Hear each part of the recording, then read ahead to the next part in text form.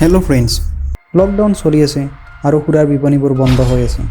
কিন্তু আপুনি জানেনে, যোৱা বছৰ অৰ্থাৎ 2019 বৰ্ষত আমাৰ গুৱাহাটী চহৰৰ মানুহে কিমান লিটাৰ মদ সেৱন কৰিলে? আপোনালোকে নিশ্চয় পিৰিয়ডিক টেবুলৰ বিষয়ে জানি আহিছে। কিন্তু পিৰিয়ডিক টেবুলত থকা 118টা এলিমেণ্টৰ ভিতৰত আটাইতকৈ দুৰ্লভ এলিমেণ্ট কোনটো? ইয়াক ক'ত পোৱা যায় আৰু ইয়াৰ ব্যৱহাৰ কি? আপুনি হয়তো নাজানে। পৃথিৱীত এনেকুৱা এখন দেশ আছে যি দেশৰ মানুহে এপল জুচ, মেংগ' জুচ আদিৰ পৰিৱৰ্তে ভেকুলীৰ জুইচ খায়। কিন্তু কি এই আচৰিত ঠাইখন? জানিবলৈ চাই থাকক জ্ঞান পঢ়ি চেনেলৰ আমেজিং আৰু ইণ্টাৰেষ্টিং ফেক্টৰে পৰা আজিৰ এইটো ভিডিঅ'।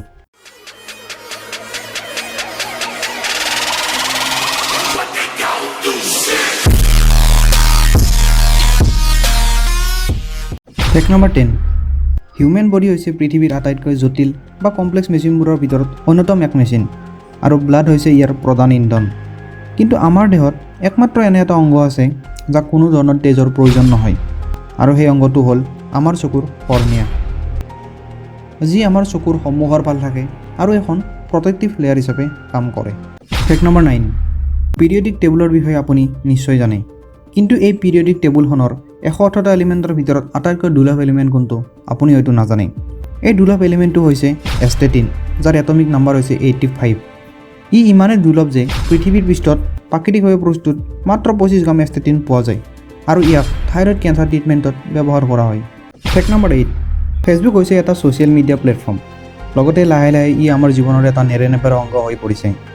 কিন্তু আপুনি জানি আচৰিত হ'ব যে এতিয়াৰ পৰা 100 বছৰ পিছত ফেচবুকত প্ৰায় 500 মিলিয়ন মৃত্যু হোৱা লোকৰ একাউণ্ট থাকিব। তাৰ মাজত হয়তো আপোনাৰ আৰু মোৰো একাউণ্ট থাকিব। যদি এই নম্বৰ আপুনি কমাব বিচাৰিছে, তেতিয়াহ'লে মৃত্যুৰ আগত নিজৰ একাউণ্টটো ডিএক্টিভেট কৰি থৈ যাব। Fact number 7। যদি আমি এটা হাতীৰ কেৱল শুৰডাল আৰু মানুহৰ সম্পূৰ্ণ দেহটো তুলনা কৰোঁ, তেতিয়া আমি দেখা পাওঁ যে কেৱল হাতীৰ শুৰডালতে 40,000 মাংসপেশী আছে, আনহাতে মানুহৰ গোটেই দেহত মাত্ৰ 58টা মাংসপেশী আছে। অৰ্থাৎ এডাল হাতীৰ শুৰ প্ৰায় 47জন মানুহৰ মাংসপেশীৰ সমান। Fact number 6। লকডাউনৰ সময়তো মদৰ দোকানত যি ভিৰ হৈছিল, সেয়া হয়তো আপুনি সদায় বাতৰিত দেখা পাই আহিছে। কিন্তু আজি আপোনাক এনেকুৱা এটা তথ্য দিম যাৰ বিষয়ে আপুনি হয়তো নাজানে, বা আপুনি আগতে কেতিয়াও এই বিষয়ে ভবা নাছিল।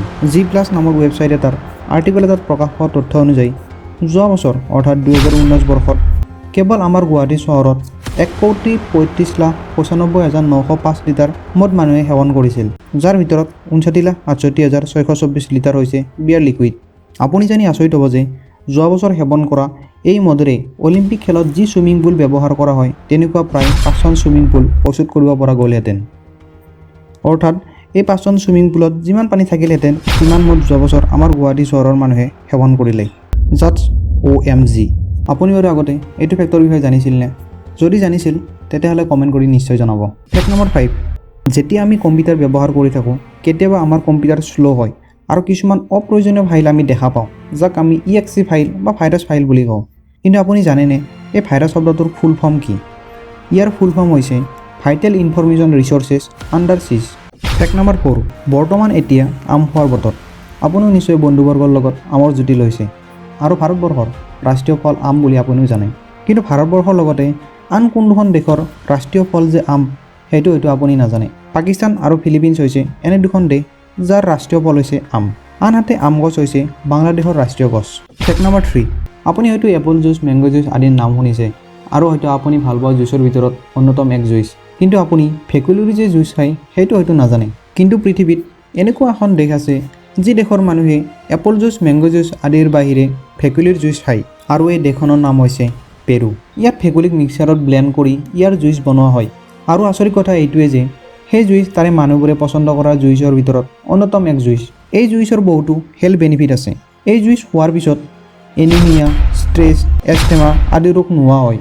আপুনিও এনে ড্ৰিংক ট্ৰাই কৰিব বিচাৰে নেকি? কমেণ্ট কৰি নিশ্চয় জনাব। Fact number 2। বৰ্তমান সময়ত আমাৰ সকলোৰে হাতত স্মাৰ্টফোন আছে, আৰু লাহে লাহে ইয়াৰ চাইজ আৰু পাৰফৰ্মেঞ্চ বাঢ়ি গৈ আছে। কিন্তু ইয়াৰ মাজতে এনেকুৱা এটা ফোন আছে যি বিশ্বৰ আটাইতকৈ সৰু মোবাইল হিচাপে পৰিচিত, আৰু এই মোবাইলটোৰ নাম হ'ল দ্য T1।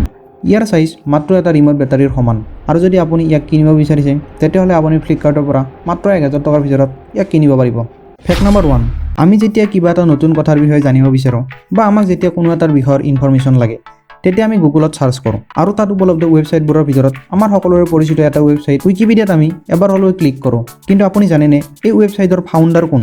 উইকিপিডিয়াৰ ফাউণ্ডাৰ হ'ল লেৰী ছাংগেৰ আৰু কো ফাউণ্ডাৰ হৈছে জিমি ৱালছ আৰু এইটো ৱেবছাইট 2001 চনৰ 15 জানুৱাৰী তাৰিখে মুকলি কৰা হৈছিল। গতিকে আজিৰ এই ভিডিঅ'টোত আলোচনা কৰা ফেক্টবোৰৰ ভিতৰত আপোনাৰ কোনটো ফেক্ট সকলোতকৈ ভাল লাগিছে কমেণ্ট কৰি জনাবলৈ নাপাহৰিব। যদি ভিডিঅ'টো ভাল লাগিছে তেতিয়াহ'লে লাইক আৰু শ্বেয়াৰ কৰিব আৰু আগলৈও এনে বহু নজনা আৰু ইণ্টাৰেষ্টিং ফেক্টৰ বিষয়ে জানিবলৈ চেনেলটো ছাবস্ক্ৰাইব কৰিব আৰু নতুন ভিডিঅ'ৰ নটিফিকেশ্যন পাবলৈ বেল আইকনটো ক্লিক কৰি দিব। পুনৰ লগ পোৱা প্ৰতিশ্ৰুতিৰে আজিলৈ সামৰিছোঁ। ধন্যবাদ।